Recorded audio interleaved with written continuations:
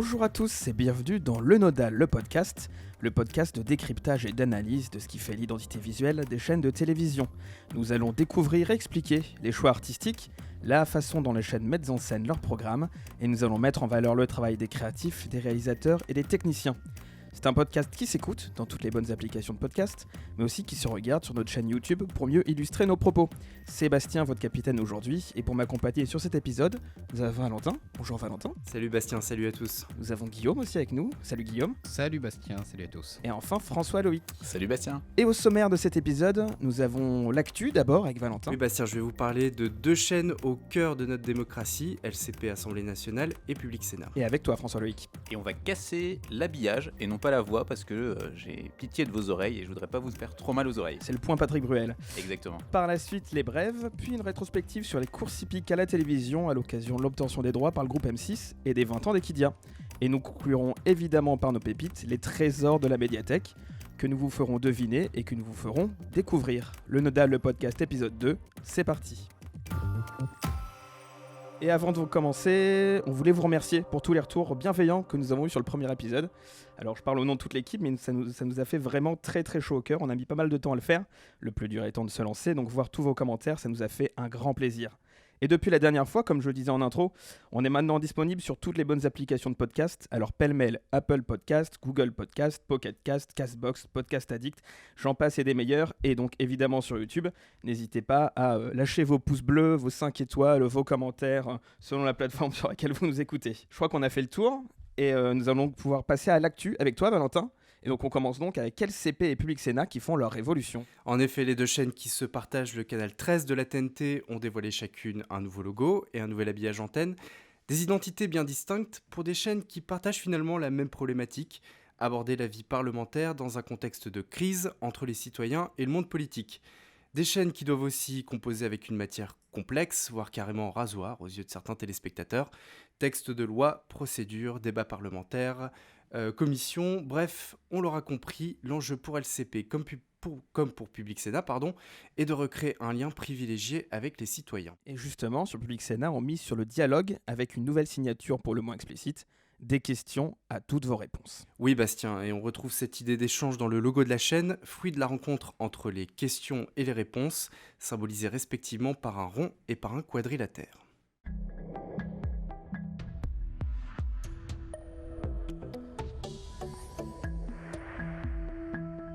Cette rencontre donne naissance à une forme évolutive qui s'anime à l'antenne dans les idents ainsi que dans les bandes annonces.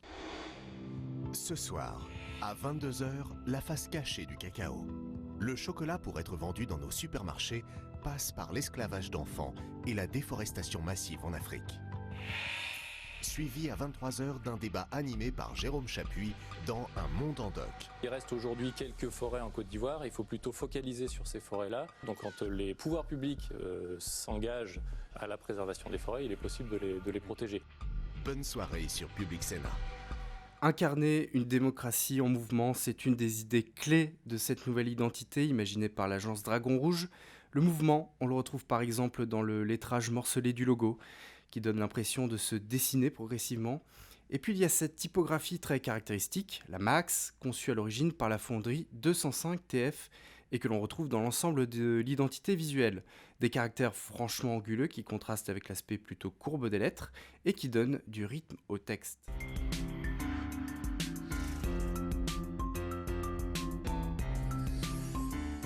Donnons du sens. C'est le nouveau slogan et l'ambition de LCP pour cette rentrée, avec un parti graphique assumé. Oui, laisser la place aux mots, à la parole, voilà ce qu'Anne Caminade a imaginé pour la nouvelle identité visuelle de LCP. Le lexique politique devient ainsi la matière première des idents de la chaîne.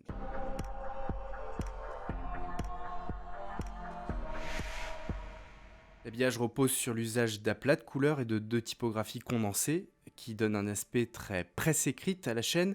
Et puis il n'y a pas que la retransmission de sessions parlementaires sur LCP, on y trouve aussi des journaux, des magazines, des documentaires. La chaîne souhaitait donc clarifier son offre et baliser un peu plus ses contenus à l'antenne avec de nouveaux génériques, des petites séquences qui font le lien entre l'assemblée et le contexte local par des juxtapositions photographiques.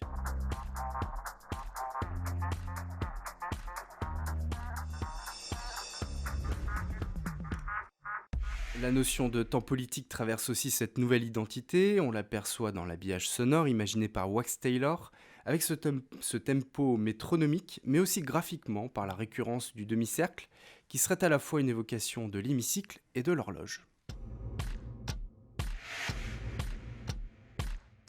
Et toutes ces évolutions traduisent aussi la nécessité pour les deux chaînes de se transformer. Effectivement, Bastien, Emmanuel Kessler, le PDG de Public Sénat, l'a dit, nous ne sommes plus seulement une chaîne de télévision, nous devenons un média global.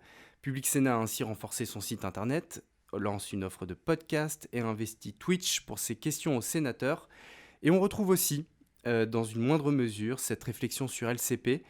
Les deux chaînes ont donc pensé une identité compatible sur tous les supports. Si LCP garde le bleu et Public Sénat le rouge comme couleur de référence, les teintes sont plus vives, plus adaptées au nouveau support. Une preuve parmi d'autres que les deux chaînes ne veulent pas rater le tournant du numérique. Et on passe d'un habillage commun avec le travail qui avait pu être fait par Étienne Robial et On-Off Productions, par deux habillages qui sont quand même très très différents. On le voit notamment avec le logo qui n'arrive pas à se lier. Les deux logos n'arrivent pas à se lier. Donc on a, là où avant on pouvait avoir un carré qui était formé par deux logos, on ne l'a plus maintenant. C'est assez frappant quand on voit les deux logos qui sont accolés. Ils le sont assez souvent puisque les deux chaînes cohabitent sur le même canal et organisent aussi parfois des opérations ensemble. On a vraiment le logo de Public Sénat qui a cette forme assez particulière et assez complexe, on va dire. Et le logo de LCP qui lui pour le coup est dénué de tout cartouche, donc on a juste cette typo qui est un petit peu flottante. C'est une cohabitation très, très compliquée et c'est assez symbolique de la situation à laquelle se trouvent les chaînes, c'est-à-dire deux chaînes qui finalement cohabitent sur un même canal mais ne communiquent pas tellement. Et au final, ça se ressent assez bien dans leur identité visuelle. Et communiquent d'autant moins que la volonté de garder le canal 13 de la TNT diffère beaucoup selon les chaînes. Le président de LCP, lui, veut se séparer de la TNT, vraiment axé sur la communication numérique pour toucher de nouveaux publics, alors que Public Sénat veut vraiment rester, lui, sur le canal 13 pour toucher le plus grand monde possible. Oui, et puis il y a aussi, ça se sent beaucoup dans l'actualité de la chaîne, dans la communication que peuvent faire les deux présidents des chaînes de LCP et de Public Sénat. Bertrand Delay a annoncé très récemment, par exemple, qu'il avait l'intention de se retirer de la TNT, ce qui était une annonce quand même assez surprenante. Et Emmanuel Kessler a avoué ne pas du tout être au courant. Alors Bertrand Delay avait quand même dit que cette décision ne pourrait être prise qu'avec l'accord de Public Sénat. Et on sentait que du côté de Public Sénat, on n'était pas vraiment au fait de cette actualité. Donc il y a beaucoup d'incommunication, beaucoup de différences entre les deux chaînes. Et ça se ressent à la fois, c'est ça qui est assez symbolique, ça se ressent dans la communication que font ces deux chaînes et aussi directement dans leur habillage et leur identité visuelle. Ouais, Oui, François Loïc. Oui, on le retrouve dans l'habillage, notamment je trouve que les codes graphiques de LCP sont assez étonnants pour une chaîne parlementaire. On retrouve un peu les codes graphiques qu'on peut avoir sur Instagram, notamment les stories d'Instagram, avec des choses qui vont un peu dans tous les sens, un habillage qui pourrait faire penser à une chaîne de mode ou de tendance. Avec et des couleurs on sent assez le côté, pop, les couleurs assez pop, les aplats de couleurs, les animations. Et donc on sent la volonté d'aller chercher un autre public, donc un public plus jeune. Et donc il y a peut-être aussi en creux cette histoire de quitter, on va dire, le linéaire pour aller plus sur des formats digitaux, numériques plutôt, pour les publics plus jeunes. Valentin. Ouais, ça pour le coup, c'est une vraie volonté qui a été affirmée par la direction et qu'a souligné Anne Camindel, la créatrice de l'habillage de LCP, c'est cette volonté de désinstitutionnaliser la chaîne. Alors, c'est pas dit explicitement, mais c'est pareil aussi sur Public Sénat avec l'idée de toucher de nouveaux publics. On a cette volonté de rendre la matière de ces deux chaînes accessible et de toucher évidemment un public peut-être moins au fait, plus jeune, je ne sais pas, mais en tout cas moins au fait de l'actualité parlementaire. Et du côté musical, sur l'habillage audio de LCP, on peut noter, donc tu en parlais, du tempo métronomique. Donc effectivement, on est calé sur la seconde. On est soit à 60, soit à 120 BPM. Et surtout, le morceau de Wax Taylor a été publié, alors je ne sais pas si vous avez suivi, sur Spotify sous le nom The Light. On peut retrouver l'habillage de LCP qui a été décliné pour en faire un vrai morceau musical de Wax Taylor. Je ne sais pas si vous connaissez Wax Taylor, c'est un grand compositeur, un grand auteur qui s'illustre plutôt dans le hip-hop et qui reprend des voix, des bandes-sons dans sa musique. Là, pour le coup, il a travaillé, c'était une vraie collaboration avec Ken Kaminad. Il a travaillé sur l'habillage de Public Sénat, de LCP, pardon, l'habillage sonore. Et effectivement, on retrouve un petit peu ce qui fait la particularité de son travail. Et sur cette démarche de reprise du travail qui a été fait dans le cadre de cet habillage sonore, cette reprise en chanson, on va dire, sur un morceau hors antenne, c'est un truc qu'on a retrouvé précédemment avec Norbert Gilbert, par exemple, du côté de Canal+, qui pour le coup, lui aussi est un musicien et a, on va dire, une pratique de composition de chansons à côté, et qui reprend aussi certaines de ses compositions qui ont été faites pour des chaînes de télévision en dehors et qui les publie sur Spotify ou sur les plateformes d'écoute. Et si on revient du côté de Public Sénat, alors on a eu l'occasion, Valentin, d'aller à la conférence de presse de rentrée de Public Sénat et de discuter avec Dragon Rouge qui nous a expliqué un peu les méthodes de travail qu'ils avaient pu utiliser en collaboration très forte et très étroite avec les équipes de Public Sénat. Ouais, c'est une démarche vraiment intéressante pour le coup. On sent que les équipes de Dragon Rouge nous en ont beaucoup parlé. Il y a une vraie collaboration entre la chaîne et l'agence. L'idée, c'était que les équipes de Dragon Rouge sont en immersion dans la chaîne. Donc ça veut dire passer des journées à se balader dans les locaux, à interroger les équipes. Ça peut être les équipes, les journalistes, ça peut être aussi les équipes techniques. Donc voilà, une étude de terrain pour essayer aussi de capter du côté du personnel quel était, selon eux, l'esprit Public Sénat. Essayer de trouver un petit peu ce qui faisait l'identité de cette chaîne, pour livrer l'habillage qui correspond le mieux à l'état d'esprit de la chaîne. Donc il y a eu un vrai travail de terrain, c'était des interviews individuelles, c'était des journées en immersion, et c'est venu en complémentarité aussi d'une étude qu'a faite cette fois-ci à une plus large échelle, puisque c'était auprès des téléspectateurs, une étude IFOP que la chaîne a commandée pour essayer de voir quelle perception avaient les téléspectateurs de la chaîne. Alors Guillaume, on a parlé là des chaînes en France, de la dualité LC Public Sénat. Est-ce que c'est quelque chose qu'on retrouve aussi à l'étranger ? Non, c'est quelque chose d'unique en Europe et même dans le monde. La France est le seul pays au monde à avoir 2 chaînes de télé pour chacune de ses chambres parlementaires. Dans les autres pays d'Europe, par exemple, alors on a soit des chaînes qui sont liées directement au Parlement, c'est le cas au Portugal ou au Danemark par exemple, qui sont simplement des chaînes qui sont là pour retransmettre les séances parlementaires et quelques commissions. D'autres sont des chaînes qui vont aller beaucoup plus loin, je pense notamment à Phoenix, qui est la chaîne parlementaire allemande, qui est un modèle qui est très très proche de celui de LCP, puisque c'est pas seulement la retransmission des séances au Bundesrat ou au Bundestag, c'est également des journaux, Phoenix von Hort par exemple, des émissions de débat comme Unter der Linden, des documentaires, et justement il y a aussi un travail derrière dans l'habillage de la chaîne, dans le fait aussi de vouloir aller plus loin que la politique. Et je peux citer aussi également en Grande-Bretagne avec BBC Parliament, qui, alors eux, ils sont très portés politiques, ils rediffusent même des soirées électorales, des soirées électorales. Comme on a un peu ici avec Rambobina sur LCP, mais vraiment l'intégralité. Ah là, c'est en intégralité, si vous avez la soirée qui dure 5 heures, elle dure 5 heures, et donc pourquoi on a des véritables pépites. Et pour terminer, on a par exemple le Canada, où là, c'est même pas des initiatives publiques, c'est une initiative privée, puisque CPAC, qui est une chaîne aussi qui retransmet les séances à la Chambre des communes, est financée non pas par l'État canadien, mais par les câbles opérateurs. D'accord. Ah, c'est original d'avoir vraiment une initiative privée qui a... Oui, c'est quelque chose de très spécifique à l'Amérique du Nord, puisque C-SPAN, qui est l'équivalent en fait nord-américain, on voit d'ailleurs souvent des extraits de C-SPAN, tous les extraits de commission par exemple, que l'on voit, c'est des captations de C-SPAN. C'est aussi une initiative des câbles opérateurs et non de l'État américain lui-même. Très bien. Je pense qu'on a fait le tour sur les chaînes parlementaires. Alors, ces 2 articles à retrouver aussi sur le blog de lenodal.com.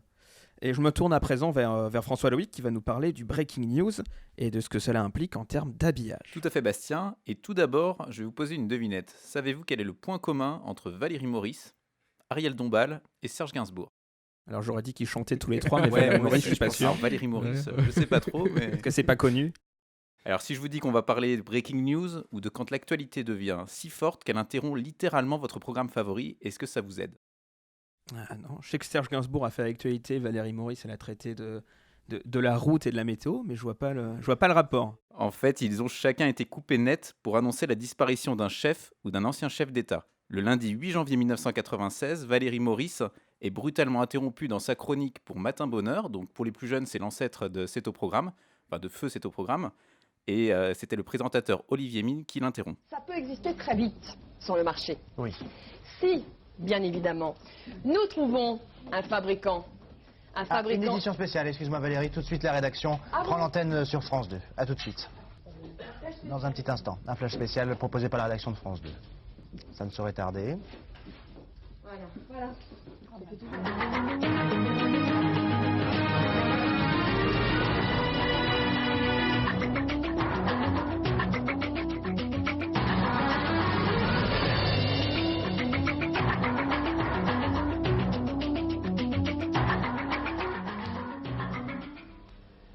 Avoir lieu dans un petit instant. On peut continuer. La rédaction de France 2, non, parce que je pense que ça va être d'un moment à l'autre.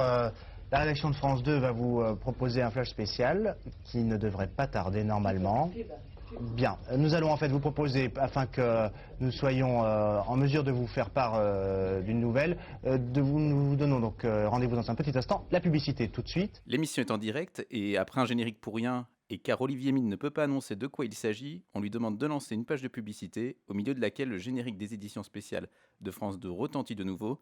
Puis Daniel Bilalian annonce: Madame, Monsieur, bonjour. Un télégramme laconique du secrétariat de l'ancien président de la République, Monsieur François Mitterrand, annonce à l'instant la mort de Monsieur François Mitterrand. En 2005, en plein site d'action, c'est Ariel Dombal qui commence à chanter Besame Mucho, et quelques secondes après les premières notes, on a une vue plongeante sur le public, et il se passe ça.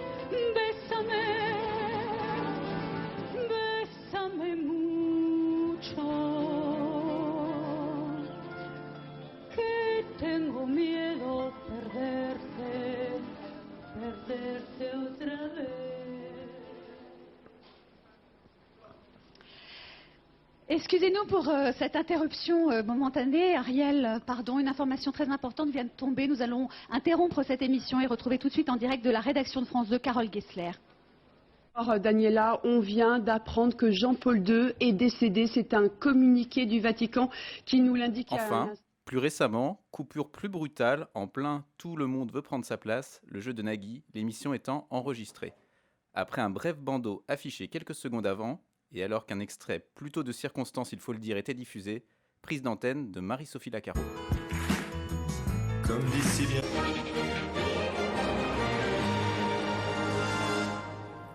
Madame, Monsieur, bonjour. Il est 12h25, prise d'antenne exceptionnelle, car nous avons appris ce matin le décès de Jacques Chirac. Nous sommes le jeudi 26 septembre 2019, il est environ 12h25. Que s'est-il passé pendant les 25 minutes qui se sont écoulées entre l'annonce par la famille du décès de Jacques Chirac et cette prise d'antenne? On vous dit tout. Alors j'imagine qu'on commence par rapatrier tout le monde pour mettre en place l'édition spéciale sur le plateau. En effet, il existe désormais des process qui ont été définis pour permettre de réagir à tout moment à n'importe quelle actualité imprévue, en lien avec les équipes de la rédaction d'une part, et les équipes de l'antenne d'autre part. Ces équipes sont présentes au CDE, c'est-à-dire la régie finale, et ces équipes, comme leur nom l'indique, sont chargées de ce qui est diffusé à l'antenne. J'ai pu récemment échanger avec Amaury Guibert, directeur adjoint des rédactions de France Télé, et particulièrement en charge des spéciales, qu'elles soient prévues ou imprévues. C'est lui qui était aux manettes lorsque l'info tombe à 11h58 par un flash AFP, Jacques Chirac est mort. Selon l'importance de l'événement, mais aussi l'heure à laquelle il survient, ce qui permet en effet de mobiliser plus ou moins facilement les équipes, il est décidé ou non de casser l'antenne. Pour Jacques Chirac, on était prêt dans tous les cas et la décision de casser l'antenne était évidente, nous a confié Amaury Guibert. Dès lors, Yannick Le Tranchant, qui pour la petite anecdote est en réunion justement avec Amaury Guibert à ce moment-là, a appelé la régie finale pour annoncer la volonté donc de faire une édition spéciale, de casser l'antenne et donc de diffuser un bandeau avant cette prise d'antenne pour l'annoncer. Yannick Le Tranchant qui est le directeur de la rédaction de France Télévisions. Exactement. Et directement, Yannick Le Tranchant demande donc à la régie finale, en dictant un texte rapide comme quoi il faut annoncer le décès de Jacques Chirac, D'accord. il va y avoir une édition spéciale tout de suite. C'est lui qui dicte le texte, qui n'est pas forcément validé particulièrement, c'est les équipes de la régie finale qui sont chargées de taper le bandeau. D'accord. Et en parallèle, le dispositif est déployé pour être prêt à prendre l'antenne le plus tôt possible. Pour Jacques Chirac, l'horaire a en fait beaucoup aidé puisque les équipes étaient quasiment prêtes pour le 13h et il suffisait juste de rapatrier un petit peu plus tôt tout le monde en régie et en plateau à d'autres horaires. Amaury Guibert m'a confié qu'un renvoi sur France Info pourrait être envisagé via un bandeau, D'accord. ou éventuellement même une reprise sur France 2 de l'antenne du Canal 27 si l'événement pouvait se produire en soirée, ce qui est pour le moment totalement inédit. Ça seulement en cas de force majeure et si jamais il n'y a aucune équipe qui est à disposition. Et si le plateau du journal n'est pas disponible, il reste le studio de la régie finale. Oui, et également le studio des JT de France 3, par exemple, qui est situé à côté du studio C des JT de France 2, sachant que maintenant toutes les régies au niveau des plateaux à France Télévisions sont interopérables entre elles. Donc c'est assez facile de passer de l'une à l'autre. Et d'ailleurs, c'est déjà arrivé le 21 avril 2017, lors de l'attentat sur les Champs-Élysées. On était, souvenez-vous, en pleine présidentielle 2017, et David Pujadas et Léa Salamé recevaient les différents candidats à l'élection. Ils présentaient une émission spéciale qui était délocalisée à la Plaine, Saint-Denis, sauf erreur, ou au studio de Saint-Cloud, je ne sais plus. Ça, c'était à Saint-Cloud. C'était à Saint-Cloud. Et du coup, l'information était plus difficile à passer à l'antenne au sein de cette émission, puisque la rédaction était loin. David Pujadas n'avait pas forcément toutes les informations. Et c'est donc Francis Letellier qui, sur le plateau du Soir 3, et grâce aux équipes dédiées au Soir 3, avait pu réaliser une édition spéciale qui était diffusée sur France 2, et avec en partie l'habillage des journaux de France 2.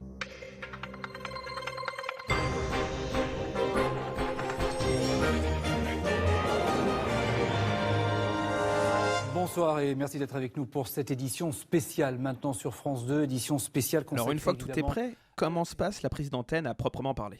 Alors, une fois que toutes les équipes du Trésor sont en place, donc on a d'un côté en plateau Marie-Sophie Lacaro, en régie on a notamment les opérateurs LSM, les opérateurs synthé, Fabien Sarfati qui était à la réalisation ce jour-là, et donc Amaury Guibert qui prend le rôle de chef d'édition spéciale. Le signal est donc donné à la régie finale que tout est prêt au niveau technique. La régie finale annonce donc une heure précise de prise d'antenne à laquelle elle laissera la main à la régie du journal. Et elle va lancer le bandeau déroulant, ce qu'on a entendu, ce qu'on a vu tout à l'heure. Quelques instants plus tard, c'est donc la régie du journal qui est diffusée à l'antenne, générique, et c'est parti, moins de 25 minutes après que l'info est tombée. Mais comme il ne s'agit pas que de prendre l'antenne, mais aussi de la tenir, et c'est là le plus important, le cas Chirac a également beaucoup aidé, puisqu'on savait l'ancien président malade, et donc une nécrologie de 7 minutes régulièrement réactualisée était prête. Un certain nombre de sujets anglais étaient également prêts à être diffusés, et donc parallèlement, le service politique est mobilisé en régie pour contacter différents intervenants, notamment les ténors politiques, pour les intégrer dans l'édition spéciale par téléphone et les diffuser, pour envoyer des équipes et monter des duplex aux différents points clés, et également pour contacter des intervenants qualifiés à faire venir en plateau, comme par exemple Erwan Elewet ce jour-là.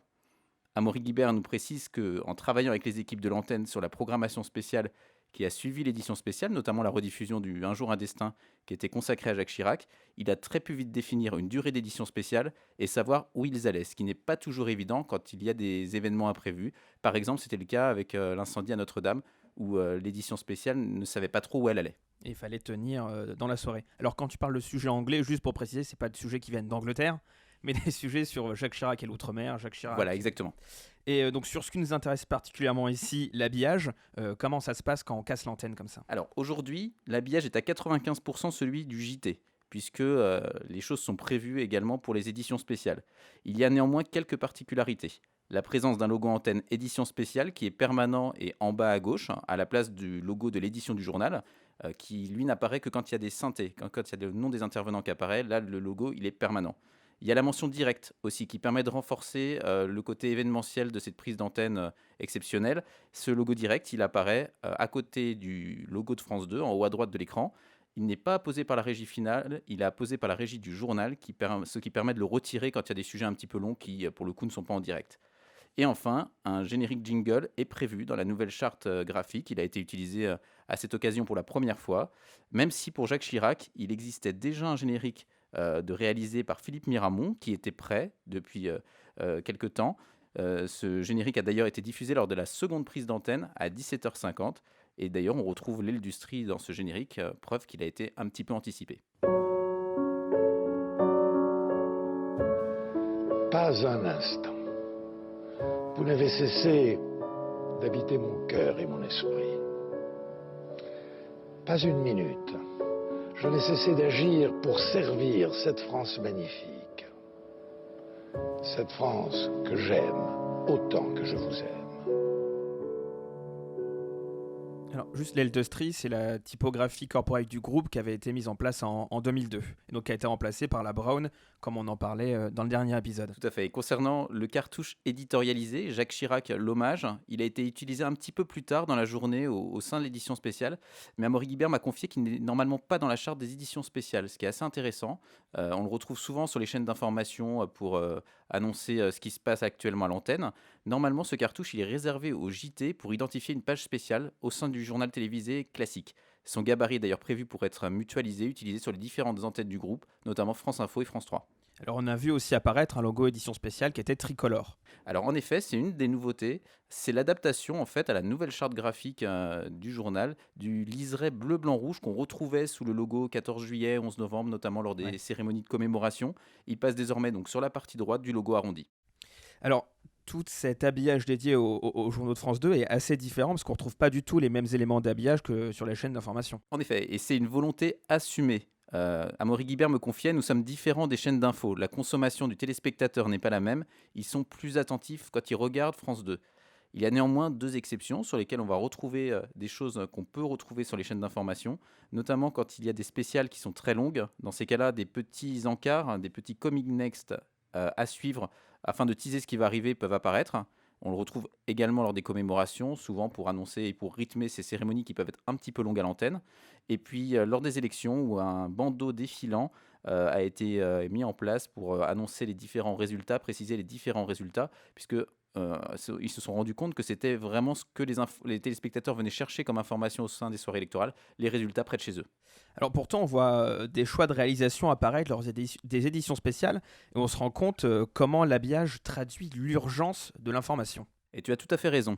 L'habillage a une fonction pédagogique, on n'a cesse de le répéter au sein de nos podcasts. Il permet de guider le téléspectateur. Lorsqu'une info tombe de façon imprévue, il y a cette nécessité d'expliquer le plus clairement possible ce qui se passe.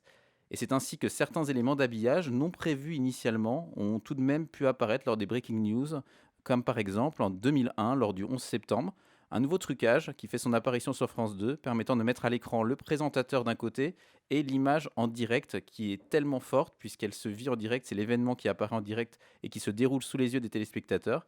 Et ce trucage qui est maintenant largement utilisé sur les chaînes d'information pour commenter n'importe quelle information. Il y a souvent des images d'illustration d'ailleurs qui tournent à côté des intervenants. Ça permet de mettre en abîme, de mettre en contexte l'information. On a souvent ces boucles qui sont parfois d'ailleurs un peu répétitives. On a un autre exemple, toujours sur France 2, lors de la guerre en Irak. Au printemps 2003, France 2 décide de réaliser des éditions spéciales quotidiennes à 18h. Ça a duré une quinzaine de jours, 2 à 3 semaines, je dirais, de mémoire. C'était présenté par le directeur de la rédaction de l'époque, Olivier Mazerolle. Et ces éditions spéciales permettaient de faire le point sur l'avancée des combats. Et à ce moment-là, il y a une nouveauté qui est apparue. C'est un bandeau, déjà, déroulant, qui récapitulait les différentes brèves concernant le conflit, à l'instar du fameux bandeau qu'on retrouve et qu'on a retrouvé beaucoup plus tard sur les chaînes d'infos. Il s'agissait d'une première si on accepte les SMS qui défilaient brièvement pendant le trésor de Christophe Ondelat. Enfin, plus récemment, c'est CNews qui a innové en 2017 avec l'apparition d'un cadre récapitulant les différents faits avérés lors d'un événement suivi en direct. Il est intitulé « Ce que l'on sait sur BFM » ou « À retenir sur France Info ». Désormais, ce cadre a été repris sans exception sur les 4 chaînes info de la TNT et il me semble que ça vient de l'étranger. C'était notamment la BBC qui utilisait ce genre de dispositif. Alors on a l'impression que les chaînes jouent très gros avec les éditions spéciales. On a par exemple reproché, notamment sur les réseaux sociaux, à France 2 de ne pas avoir pris l'antenne plus tôt, le 13 novembre 2015, ou à TF1 d'avoir trop tardé pour annoncer la mort de Jacques Chirac. Oui, l'édition spéciale montre la capacité d'une chaîne à réagir et à se mobiliser. Pour les généralistes, avant les chaînes info et Internet, l'urgence était plus relative et la coupure d'antenne était nécessaire pour des événements comme la prise d'otage à l'école maternelle de Neuilly-sur-Seine en 1994 ou le décès de Lady Di en 1997. Désormais, avec la multiplication des infos urgentes, ça devient plus compliqué. Est-ce qu'il faut mettre un bandeau au risque de renvoyer massivement sur les chaînes d'infos et quand est-ce qu'on décide qu'une info est suffisamment importante pour interrompre le programme ?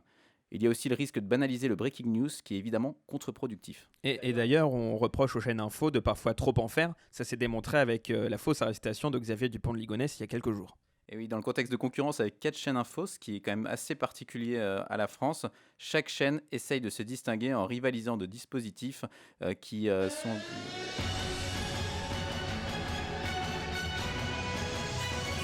Que se passe-t-il ? On a un breaking news au milieu de ma chronique. Mais non, je vous rassure, il s'agit juste du générique d'édition spéciale d'ITélé en 2013 à base de sirènes. Peut-être un poil too much, je ne sais pas ce que vous en pensez autour de la table. Légèrement. Légèrement. La même ITélé qui décida, à l'instar de ce qui se passait outre-Atlantique, d'associer la couleur jaune au breaking news, le rouge étant la couleur largement utilisée jusque-là. ITélé fut reprise par BFM Télé qui a décliné cela avec son édition spéciale orange, donc qui est réservée aux informations et aux sujets gravissimes, le bleu étant conservé pour les éditions spéciales moins importantes. Au passage, cette double approche graduelle montre bien une nécessité de distinguer ce qui est grave de ce qui l'est moins dans la multiplication des informations de dernière minute. L'habillage, on le voit, reste donc plus que jamais un vecteur indispensable à l'éditorial, avec une importance particulière dans le breaking news. Merci beaucoup François Loïc pour ce papier très complet sur les éditions spéciales et ce que ça implique en termes de technique et d'habillage. Oui. À noter Guillaume. que le jaune a été utilisé pour la première fois par Sky News. C'est Sky News qui a été la première chaîne au début des années 2000 à utiliser le jaune pour le breaking news. Et d'ailleurs, elle l'utilise toujours. On a pu le voir récemment avec l'affaire des 39 corps qui ont été retrouvés dans un camion à côté de Londres. Mais ce qui est assez intéressant au niveau des éditions spéciales, c'est que dans le cas du 13 novembre, par exemple, il y avait un match de foot. C'était France-Allemagne. Oui. Et moi, Stade de France, j'ai regardé du côté de Dasserst. Et c'est vrai qu'il y a eu un moment de flottement et en fait le temps que à Hambourg, c'est là où se trouve la rédaction du Tagesschau, se prépare pour une édition spéciale, et ben les animateurs, les journalistes ont dû, on va dire, meubler et essayer d'expliquer la situation. Et en fait on avait beaucoup d'informations qui venaient notamment du correspondant de la RD sur place et c'est vrai qu'on sentait comme un certain moment de flottement pour retourner. Pendant le match. Oui, Pendant le match, il y a eu les commentaires qui apportaient cette... Oui, qui disaient il se passe quelque chose, et puis quand il y a les gens qui ont commencé à arriver sur le terrain, les journalistes ont dit, bon, préparez-vous, dans quelques instants une édition spéciale, mais le temps qu'on prépare... Puisque TF1, ils ont vraiment attendu la fin du match pour dévoiler l'info et dire ce qui s'est passé, alors qu'il y a eu des événements autour du Stade de France ce soir-là. Oui, l'une des raisons d'ailleurs qui était invoquée, c'était que pour éviter qu'il y ait des mouvements de panique, justement, puisque avec justement les réseaux sociaux, c'était très compliqué, et même ce soir-là, moi je regardais BFM TV aussi, et c'est vrai qu'au départ c'était quand même assez vague quand les premières infos quand elles sont tombées, donc ce qui fait que ça affinait au fur et à mesure des événements, mais c'est vrai qu'en plus les spectateurs dans le stade recevaient des SMS de gens un peu paniqués autour qui commençaient à avoir les informations, donc sur TF1 ils avaient essayé de minimiser, enfin pas minimiser, mais de pas en parler tout de suite pendant le match en tout cas. Valentin ? Oui, ce que ça montre, et François Luc l'a dit aussi dans son papier, c'est que c'est aussi des moments de télé qui sont uniques au-delà de l'habillage, au-delà de la question purement visuelle. C'est des moments très, très théâtrales. Le moment de la coupure, comme ça, on l'a vu récemment avec l'édition spéciale sur Jacques Chirac, avec ce hasard assez incroyable de l'édition spéciale qui coupe en fait la chanson de Gainsbourg, je suis venu te dire que je m'en vais. C'est assez dingue. Et pour le coup, c'est souvent des éditions qui sont préparées dans l'urgence, où on n'a pas forcément aussi le temps de réfléchir à la mise en scène, où les éléments visuels, sonores sont montés un petit peu en catastrophe par les équipes. Et là, pour le coup, je reprends encore une fois l'exemple de l'édition spéciale de France 2 sur Chirac, c'est un moment incroyable. Il y a cette musique qui est interrompue, ce plan de caméra comme ça, très global, posé juste au-dessus de la table avec Marie-Sophie Lacaro, qui est un petit peu très très loin, un petit peu perdue dans le décor comme ça devant cet immense écran, et qui récite de manière très solennelle son texte. Enfin, c'est aussi, ça montre aussi tout le côté spectaculaire, tout le côté théâtral, et que l'habillage accompagne parfois de ces moments-là. Mais oui, comme tu pouvais le dire, c'est des moments un peu pas irréels, mais exceptionnels. On se souvient tous forcément en 2001 de comment on a appris l'information, et à l'époque où Internet était encore un peu, alors pas balbutiant, mais il n'y avait pas autant d'informations qu'on peut avoir maintenant. On se souvient tous d'un moment de télé où on a appris ça. Et effectivement, en termes d'habillage, France 3 avait sorti un ancien générique d'édition spéciale parce qu'ils n'étaient pas habitués à faire un tel breaking news pour casser l'antenne. Oui, François Loïc. on retrouve aussi, et ça rejoint ce que disait Guillaume sur le 13 novembre, on le voit bien dans les différentes prises d'antenne qu'il y a une vraie différence qui se fait entre le présentateur qui est à l'antenne, l'animateur qui est à l'antenne, qui a l'information, il l'a dans son oreillette, on lui a dit pourquoi il y aurait une édition spéciale, mais il n'a pas le droit de le dire, il n'a pas le droit de l'exprimer. Olivier Mine, voilà, c'est on gênant sent pour lui que... avec le recul, Et encore, on a fait des coupes dans le son, ça a duré beaucoup plus longtemps, on entend même donc la personne en plateau, le chef de plateau qui lui dit on lance la pub, qu'on lui dit c'est un flash spécial, et on sent que voilà, il y a une différence, l'information elle est gravissime, c'est la rédaction qui prend la main, c'est vraiment un moment particulier, ces prises d'antenne d'édition spéciale. On pensait qu'avec les chaînes d'information et puis même l'arrivée de France Info dans les chaînes d'information, avec le service public qui a sa propre chaîne d'information, on pensait qu'on aurait moins de ces moments-là, et finalement on se rend compte que la télévision linéaire a toujours besoin d'avoir ces moments où les personnes se regroupent autour du poste pour regarder ensemble une information sur un sujet qui est concernant, comme la mort en effet de quelqu'un de célèbre. C'est vrai, parce que François Mitterrand, on n'entend personne sur le plateau dire Mitterrand, comme on a pu entendre sur France Info, quelqu'un, l'animatrice du JT, Soria Khaldoun, qui interrompait Louis Laforge en disant « Oh, Chirac !» Chirac, qu'est-ce qui se passe? Et ensuite, on va parler un peu moins de l'usine maintenant. Ce qui était un peu gênant dans le traitement de l'actualité derrière, d'ailleurs, qui a pu être aussi pas mal reproché. Alors, traitement de l'actualité, qui a été un petit peu contrebalancé après. Hein. Il y a eu des chronométrages qui ont été faits sur un certain nombre de chaînes d'information. Et on se rend compte que finalement, il n'y a pas eu tant... on n'a pas tant éclipsé le reste de l'actualité que ça. Le jour du décès de Jacques Chirac, oui. Après, très vite, France Info est revenu pour le coup à sa promesse de continuer à développer les autres informations. Guillaume, très rapidement, en termes d'habillage, ce qui est assez intéressant, toujours en faisant des références à l'étranger, c'est qu'il y a vraiment une notion qui est assez différente en termes de temporalité par rapport à une information, on va dire, urgente. Et je prends un exemple, en décembre 2015, il y a eu un attentat au marché de Noël de Berlin. Oui. Donc c'est arrivé en pleine soirée, et que ça soit Das Erste ou la ZDF, donc ce sont les deux premières chaînes publiques, elles n'ont pas cassé leur antenne. Et par exemple, sur la ZDF, ils ont diffusé un bandeau en disant dans un instant une édition spéciale du Heute Journal, mais ils ont attendu la fin du programme. Et c'est vraiment quelque chose de très allemand, c'est qu'ils ne vont pas forcément casser leur antenne, ils vont juste attendre, parce qu'il y a des flashs très réguliers qui sont diffusés tout au long de la journée. Ils vont attendre que le flash arrive ou que les principales éditions arrivent, que ce soit du Tagesschau ou du Heute Journal, pour vraiment parler de cette information, parce que dans le domaine par exemple des chaînes info, il y a pas la même c'est pas la même physionomie qu'on a en France avec BFM TV ou CNews par exemple. Ce sont des chaînes très regardées et qui sont maîtres dans le breaking news. Oui, alors que sur par exemple en Allemagne, c'est plus sur le temps long, même sur les chaînes info classiques. Mais c'est vrai qu'on peut faire la différence. Par exemple en Angleterre, ils vont vachement plus jouer aussi sur la complémentarité de la BBC News avec la BBC. Parce que tous les journaux diffusés sur BBC One sont retransmis en même temps sur BBC News. Pour le coup, ça pose encore une fois la question de l'habillage commun sur le service public, en tout cas. On l'a vu tout à l'heure, l'édition spéciale de France 2 diffusée sur France 3, utilisant le plateau de France 3. Là, pour le coup, ça remet en avant l'idée, la notion d'habillage commun, d'interopérabilité.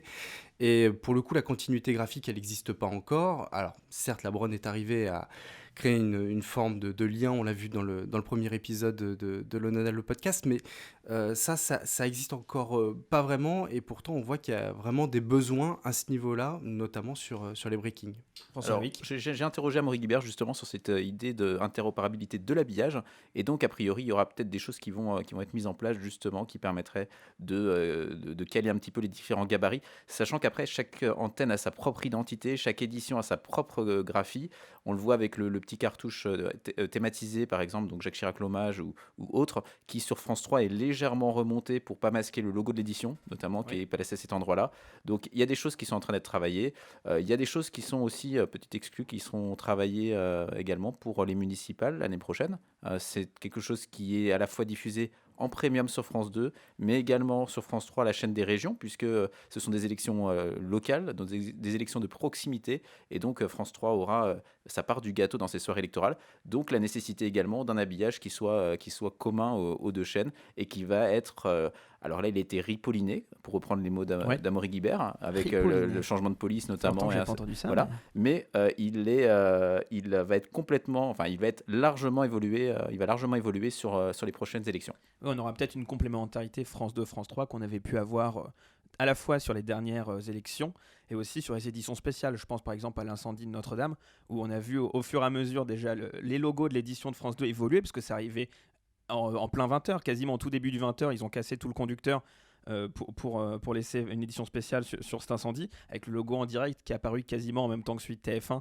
On sentait qu'il y avait vraiment une vraie volonté, en tout cas pour la 2, de se caler un peu sur ce qui avait été fait par TF1. Puis ensuite les relais, alors je sais plus s'il y avait encore le Soir 3 à l'époque, mais c'était un relais vers le Soir 3 qui ensuite a traité l'édition. Donc on commence à avoir une vraie complémentarité, en tout cas éditoriale, sur les éditions spéciales. On a fait le tour ? On a fait le tour. Eh bien parfait, on va passer au bref alors maintenant. On a quelques actualités en bref sur le monde de l'habillage.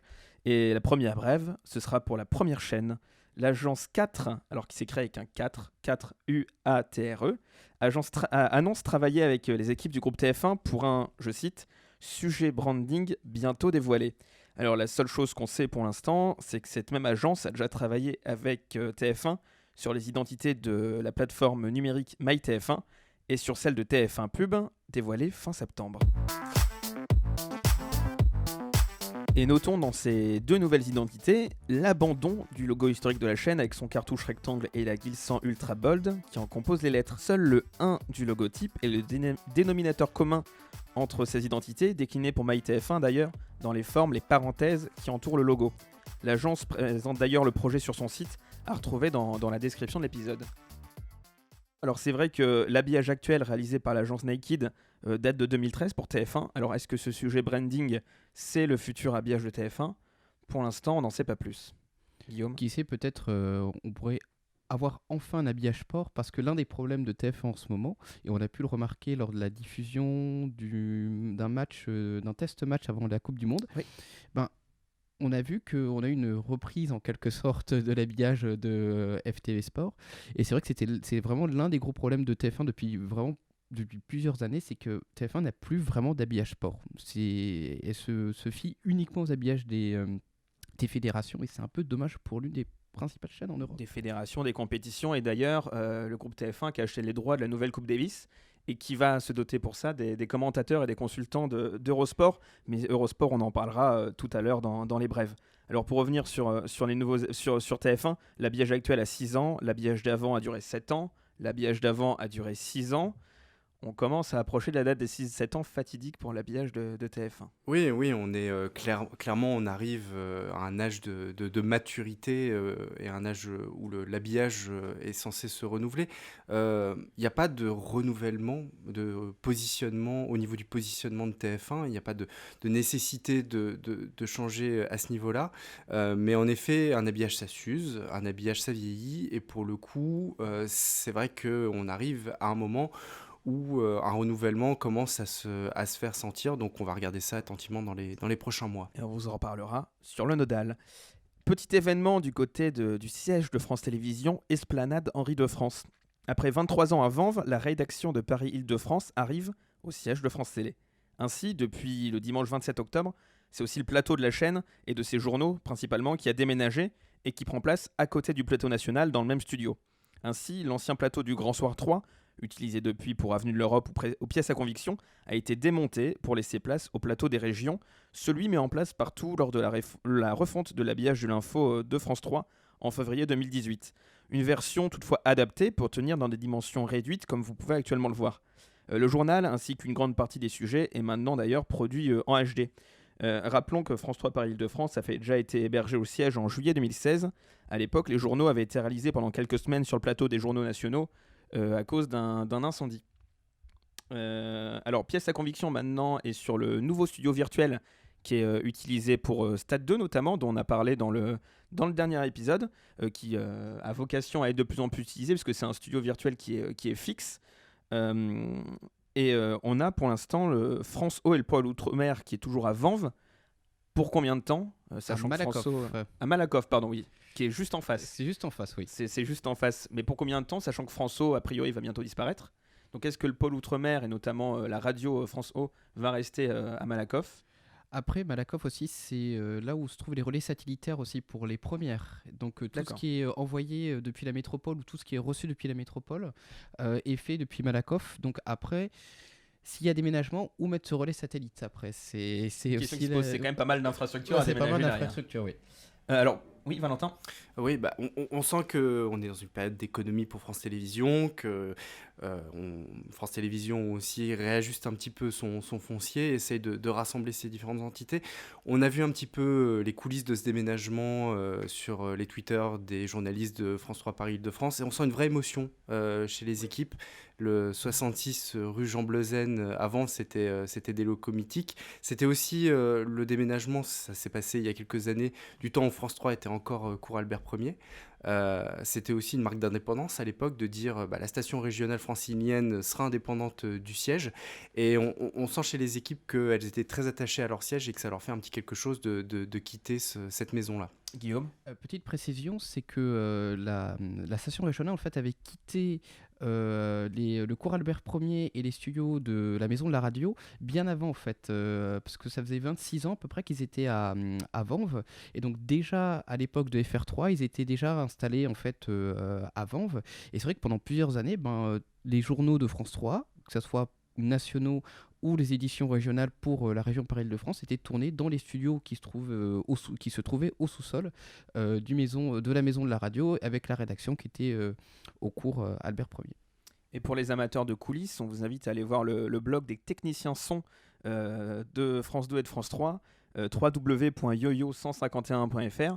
Il y a notamment des coulisses sur l'installation du plateau de France 3 Île-de-France, et aussi sur l'installation du fond vert pour le studio de Stade 2. Du côté des nouveaux habillages mis à l'antenne ces dernières semaines, alors on a tout d'abord LCI. Alors l'habillage de Gédéon n'a quasiment pas changé, c'est les génériques des tranches qui ont été eux légèrement remaniés. Nouveauté la plus notable, les animateurs sont cette fois en mouvement, alors qu'ils étaient majoritairement en photo l'an dernier. On peut le voir notamment dans le générique de LCI grand format avec Julie Hamet.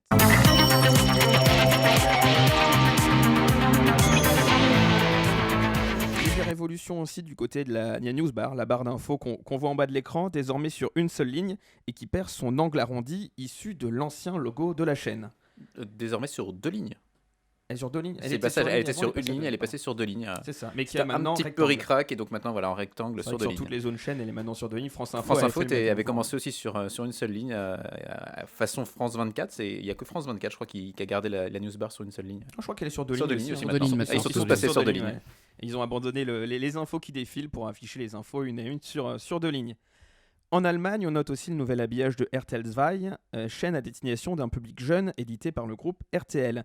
Le cercle historique de 1999, redessiné en 2009, laisse place à 2 crochets encadrant les 2 barres du logo, toujours parallèles mais légèrement décalés.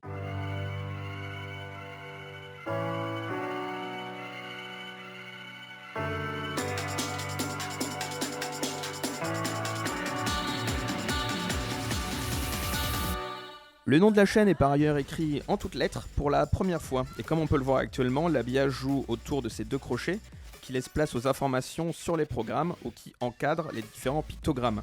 On les retrouve même inspirant une des 2 typographies qui est utilisée à l'antenne. Et comme le veut la cible, les couleurs pop sont utilisées, du rose, du jaune, du bleu et du rouge, ce qui n'est pas sans rappeler, comme tu disais François Loïc tout à l'heure, les codes d'Instagram. On note aussi que la typo du logo de RTL n'est plus la même que celle utilisée avant par les chaînes allemandes. Elle se rapproche un petit peu de celle qu'on peut retrouver en France sur le logo de la station RTL.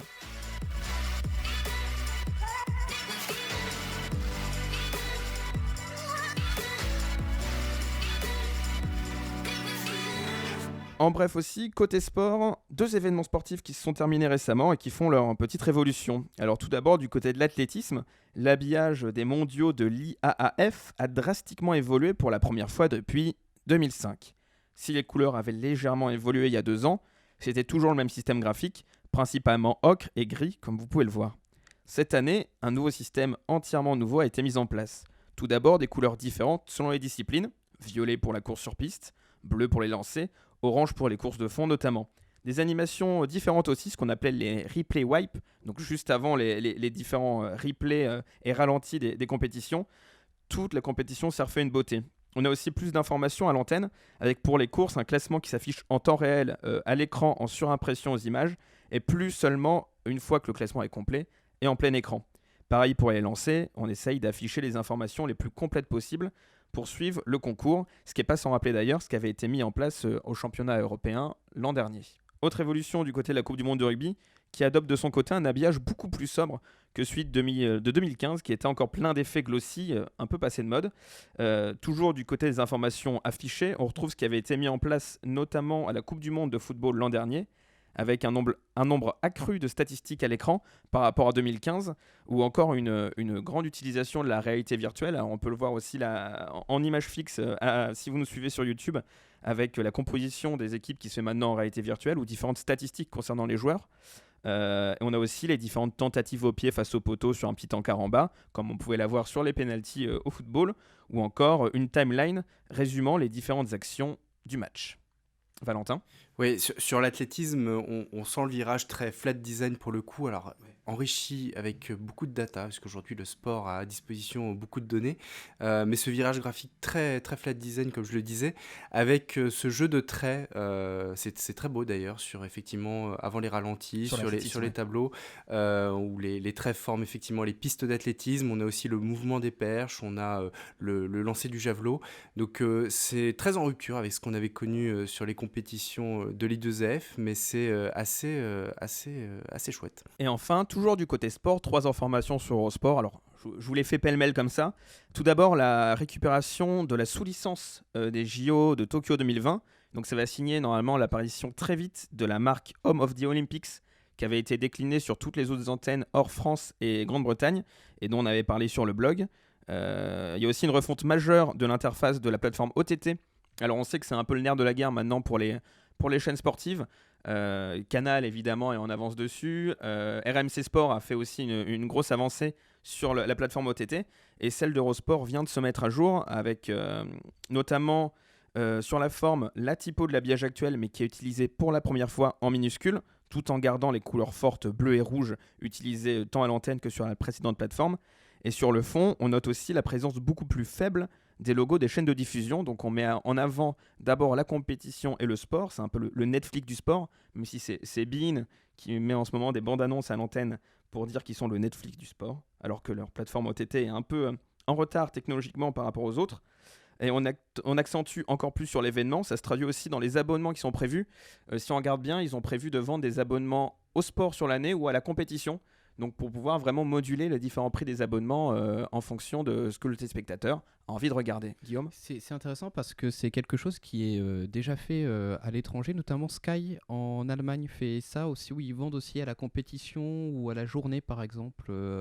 S'il y a du hockey par exemple, en Suisse, on peut s'abonner juste pour un jour pour du hockey à MySport, qui est la chaîne de UPC Cablecom en Suisse. C'est quelque chose qu'on voit beaucoup à l'étranger via le pay-per-view, parce qu'il y avait vraiment plus une tradition du pay-per-view à l'étranger qu'en France. Showtime par exemple. Showtime par exemple. Et aussi qu'on voit de plus en plus via la NBA ou la NFL qui vendent directement les droits pour leurs matchs sur leur propre plateforme OTT, donc en passant par aucun distributeur, en vendant eux-mêmes leurs droits. Et enfin, une petite exclue, pour terminer ces brèves, un nouvel habillage est en préparation pour Eurosport. Donc là, on refait tout l'habillage on-air de la chaîne. Alors on sait qu'il y a des agences qui ont été contactées, on ne sait pas encore avec certitude le nom de l'agence qui a été retenue. Alors juste pour rappel, l'habillage actuel date de 2015, a été conçu par les agences américaines Pentagram pour la partie logo et Dixon Baxi pour l'habillage antenne, suite au rachat de la chaîne par Discovery. Un habillage qui tranchait d'ailleurs pas mal, notamment rien que pour le logo, avec le précédent de 2011, conçu par Sébastien Canon pour les télécréateurs, agence qui est devenue par la suite Movement. Alors c'est des habillages à retrouver en détail sur le blog, avec notamment un making-of pour celui de 2011. Je vous mets en description de l'épisode le lien vers tous les articles d'Eurosport, ce sera vachement plus simple pour s'y retrouver. Comme ça vous retrouverez Home of the Olympics, le dernier habillage de Dixon Baxi et celui de Movement. Et on va passer maintenant à la rétro. Alors si je vous dis que le cheval c'est mon dada, Omar Sharif. Omar Sharif, eh ben non. Bon non, figurez-vous que c'est pas Omar Sharif. Il est temps de mettre un terme une fois pour toutes à cette méprise grâce au générique des courses sur M6 en 90. Et oui, le tiercé quarté, c'est mon dada. Alors, suivez-moi dans Bilto. Et oui, vous aurez reconnu la voix de Guy Lux, à une époque où le sponsoring des émissions était intégré à leur générique. Alors ici, c'est les résultats et les rapports des courses. On va faire un petit retour en arrière sur le hippisme à la télévision. Au tout début des années 90, le PMU vient tout juste de créer le Quintet Plus et TF1 diffuse encore certaines courses hippiques, principalement le week-end. La plupart sont diffusées encore principalement à la radio, puis comme pour la bourse et le loto, ils font l'objet d'un programme court, comme ce qu'on a entendu il y a quelques secondes. Pas de générique spécifique, généralement c'est le sponsor qui fait office de générique, que ce soit Bilto avec Guy Lux, ou Tiercé Magazine avec Omar Sharif, qui dit que le cheval, c'est sa grande passion, et non pas son dada. Ah oui, sa grande passion. Oui. C'est France Télévisions en 92 qui va commencer à systématiser la diffusion des courses le week-end. Le samedi sur France 2, le dimanche sur France 3, en sein des cases de sport hebdomadaires, Samedi Sport et Sport Dimanche. Fin août 97, les courses s'émancipent et gagnent leur propre générique, tant hippique qu'épique.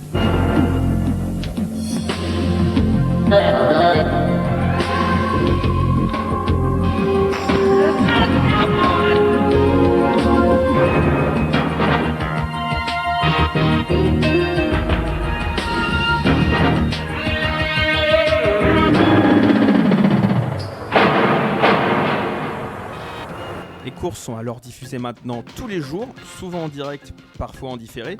On va s'attarder un peu sur ce générique assez particulier. Est-ce que vous savez ce qu'il a de pas banal, ce générique ? Il a un son très bizarre en tout cas. Oui, c'est très bizarre. Oui. Il a un son très bizarre.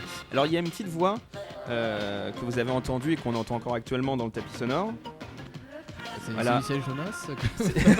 Alors c'est pas le cinéma de Canal, mais alors je l'ai isolé, réécoutez bien. Ouais, très belle imitation au passage, bravo. Bah, ça fait penser à un petit sonore qu'on aurait passé à l'envers. Non ? Alors, si on le met dans l'autre sens. C'est Queen, c'est Queen qui a été passé à l'envers pour faire le générique des courses hippiques. C'est dingue. Hein. Another One Bite the Dust à l'envers, utilisé sur cette partie-là. Je crois que c'est mon anecdote préférée sur un habillage audio. c'est assez dingue. Mais avançons un peu dans le temps, en 2001. Alors qu'on imagine que les courses vont rester chasse gardée de France Télévisions, Michel Denisot ne l'entend pas de cette oreille. Et c'était la surprise générale que Canal+ s'empare des droits des 260 courses annuelles. Le tiercé quarté Quintet Plus gagne un horaire fixe, 13h30 en semaine, 14h30 le dimanche. Canal+ coproduit alors la course et y applique ses recettes phares autour de l'événementialisation et de la mise en image. La grande course est née.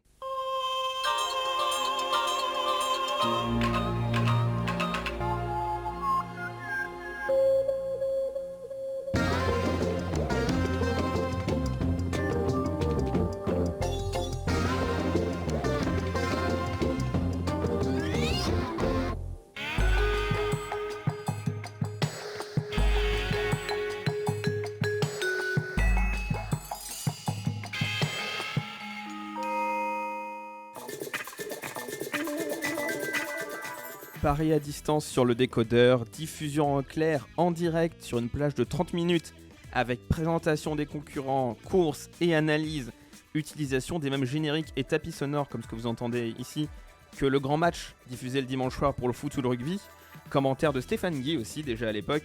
Canal+ dépoussière l'exercice, le rajeunit, le professionnalise.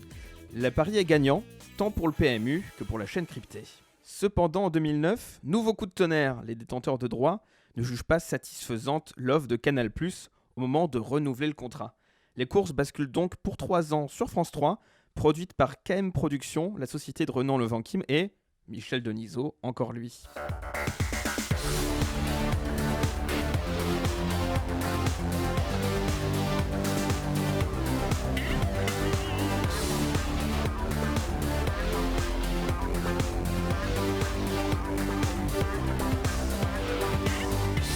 Les consultants sont les mêmes, mais le programme passe à seulement une petite quinzaine de minutes. En 2012, après ses 3 ans de contrat, France 3 conserve les courses, mais uniquement le week-end. Comme promis dans son dossier de candidature, c'est la toute nouvelle chaîne de la TNT, l'équipe 21, qui va récupérer la diffusion en semaine, d'abord dans son émission Menu Sport, puis en 2014 dans la course événement.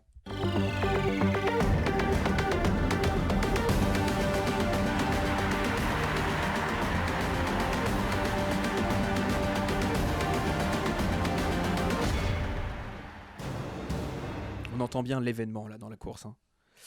France 3 arrête la diffusion en 2016, le week-end, car la diffusion de la course à 15h est trop contraignante pour sa grille. Surprise, l'équipe 21 ne souhaite pas les récupérer, car elle diffuse déjà beaucoup d'événements sportifs le week-end, et ce malgré un chèque de 2 millions d'euros proposé par la société France Gallo, détentrice des droits, d'après le site Média Sportif. Et c'est ainsi que le 1er janvier 2016, plus personne ne diffuse les courses à la télévision en clair. Le 31 janvier, le Prix d'Amérique est exceptionnellement diffusé sur BFM TV, mais ce n'est que le 5 avril 2016 que le Quintet retrouve une fenêtre de diffusion en clair sur TF1 pour les grandes courses et quotidiennement sur sa chaîne d'info LCI qui bascule en clair le même jour.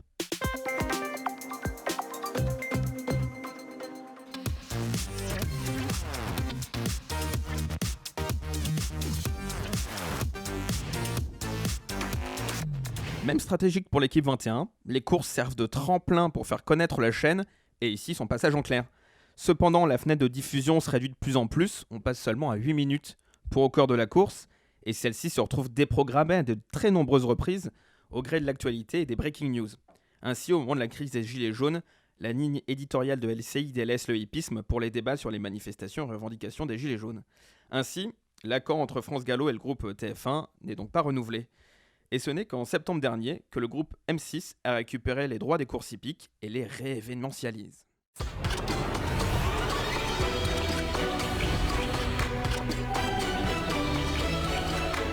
M6 90, M6 2009, la boucle est bouclée. Enfin, presque. Si M6 diffuse bien avec Paris Première les grands événements, pour retrouver le Quintet quotidien, il faut se connecter sur Sisplay, et oui, sur Internet. Strict minimum, pas de générique, et diffusion des courses avec un habillage largement inspiré de celui d'Equidia. Ah oui, je vous ai pas parlé d'Equidia encore. Bah, ça tombe bien, c'est maintenant la seule chaîne de télévision à diffuser les courses quotidiennement. Et elle fête ses 20 ans cette année. Alors la chaîne est créée en 99 sur les cendres de son ancêtre France Course, né en 96 de l'alliance d'Abessat et du PMU. Insatisfait des audiences, Abel la supprime de son bouquin en 98 et le PMU crée Equidia en 99. Alors on a très peu d'images de la première version de la chaîne, avec son logo au carré noir et en son sein un cheval stylisé blanc que l'on va retrouver par la suite dans quasiment tous les logos. La chaîne croît vite en popularité et se rhabille en 2004 avec l'agence Dream On. Objectif, la diffusion en clair sur la TNT.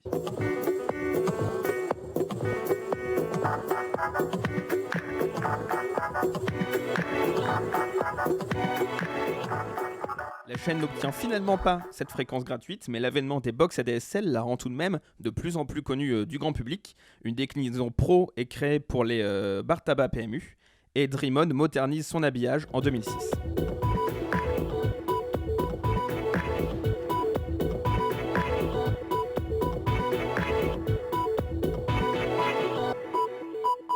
Forte de son succès, la chaîne se divise en deux en 2011.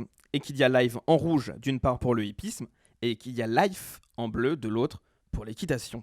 C'est encore une fois Dream On qui se charge de l'habillage de la chaîne, qui se concentre maintenant en direct sur la diffusion des courses en France et partout dans le monde.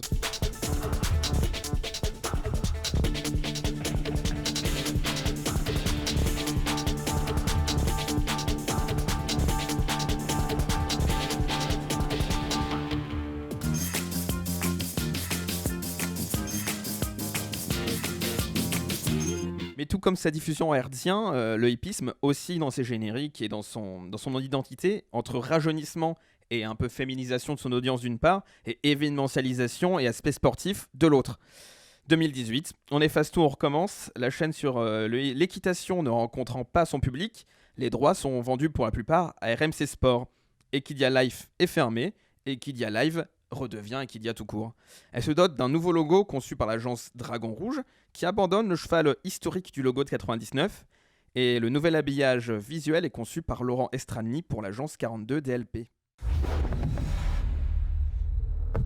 Et pour découvrir en détail ce nouvel habillage, rendez-vous sur le blog avec de nombreux extraits vidéo et un entretien avec Laurent Estrani, le lien est dans la description. On va passer aux pépites maintenant. On va essayer de se faire deviner notre petit blind test. Parce que nous, on ne voit pas les extraits. Vous les voyez, nous, on ne les voit pas. Et donc, on va essayer de deviner... Et on ne triche pas, hein, vraiment, pour on le ne coup. triche pas. On va essayer de deviner mutuellement ce qu'on a à se faire écouter. Le premier extrait... C'est le mien. Toi, Valentin. Oui, et ben on y va. C'est parti.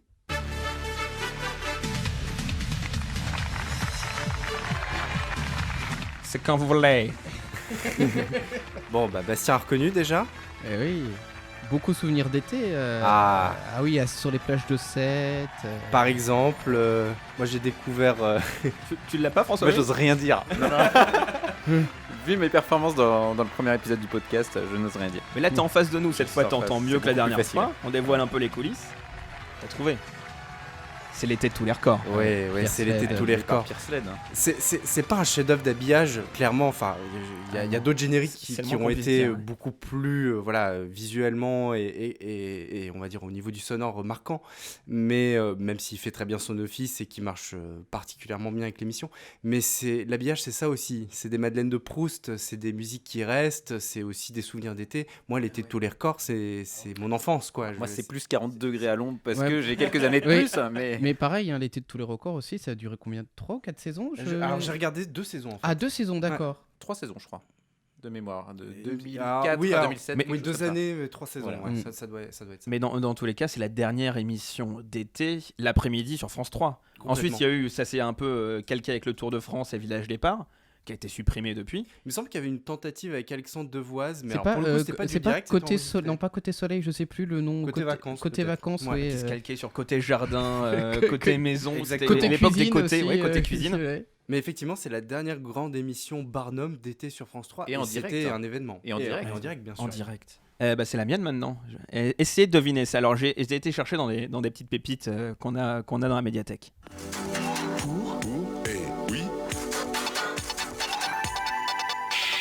Pour et oui. Pas, mais pas du tout. J'allais dire la télé des chômeurs, mais... Il y a un peu d'idée. Non, c'est... c'est Télé-Emploi, ouais. C'est Télé-Emploi. C'est Télé-Emploi. C'est la chaîne éphémère lancée sur le canal 5 après la fermeture de la chaîne du même nom, la 5. Avec Jean-Claude Bourré qui avait participé d'ailleurs à Télé-Emploi, qui avait fermé Télé-Emploi. Alors, je connaissais même pas la chaîne, donc je risquais pas de connaître l'habillage. C'est une chaîne éphémère qui a duré 1 ou 2 mois. C'était dans le cadre, je crois, de la semaine ou du mois de l'emploi en 94. C'était une initiative gouvernementale à l'époque, et donc ils avaient décidé à l'époque de faire une chaîne d'ailleurs qui était connectée, puisqu'il y avait un Minitel avec laquelle il y avait une émission, je crois, on pouvait envoyer des messages aussi, pas de bêtises, et donc à travers un Minitel. Il y a plein d'autres extraits dans la médiathèque, notamment plein de génériques d'émissions.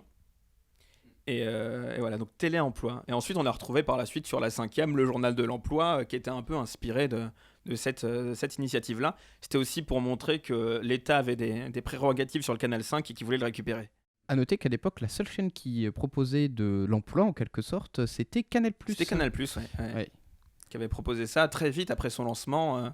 Pendant très longtemps, il y avait même une chaîne Demain TV après par la suite. C'est vrai que Demain TV existe toujours en Ile-de-France, mais c'est plus Canal qui la diffuse. Oui. La Pépite ensuite, c'est 3. François Loïc, La Pépite 3.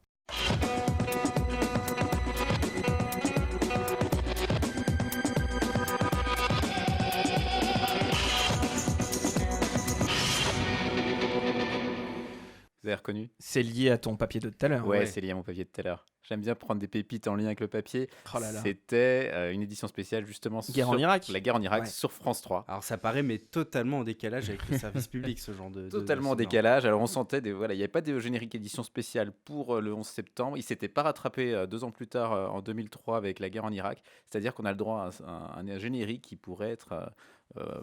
très américanisé dans les codes, mais de qualité graphique assez médiocre, faut le dire ce qui est. Avec le recul, maintenant il y a prescription, on peut le dire. Avec des mots qui défilaient, armes bactériologiques, arsenal nucléaire, recours à la force, faut le voir. De toute façon, vous l'avez vu si vous regardez le podcast sur YouTube. Et puis à la fin, surtout, donc il y a une map monde avec bourré d'effets spéciaux, mais des lignes dans tous les sens. Et à la fin, une espèce de gros bloc guerre en Irak qui apparaît pour marquer le coup. Il y a On vraiment a une volonté l'impression de faire peur. le retour de la guerre du Golfe, 2e édition. Et moi, ma 4e pépite, qui est très ancienne, vous allez voir. Ah oui.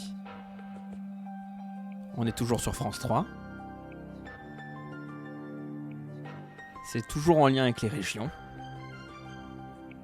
C'est la vie d'ici, mais d'avant. Oui, c'est Couleur Pays. Couleur Pays. Qui était le nom des tranches régionales entre 1996 et 2000.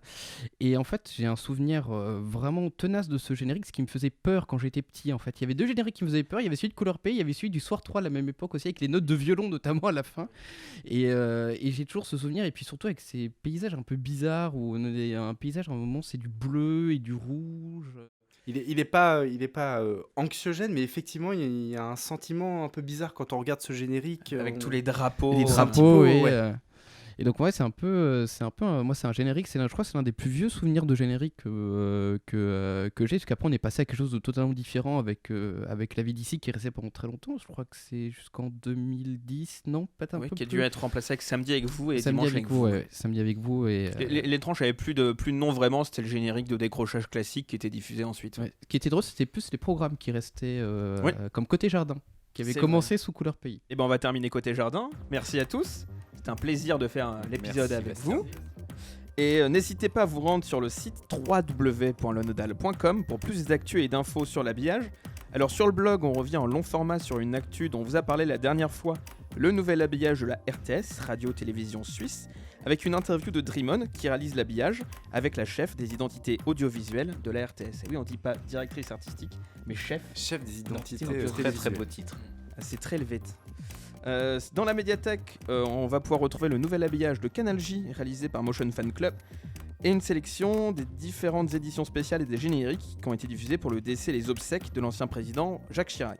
Enfin, sur les forums, il y a un petit sujet qui s'appelle les pépites qu'on peut trouver sur YouTube, avec notamment cette magnifique chaîne qui s'appelle Top Générique, qui propose des très nombreux et très rares génériques de Canal+, période ellipse. Quant au podcast, on se retrouve très vite pour un nouvel épisode. Salut. Salut.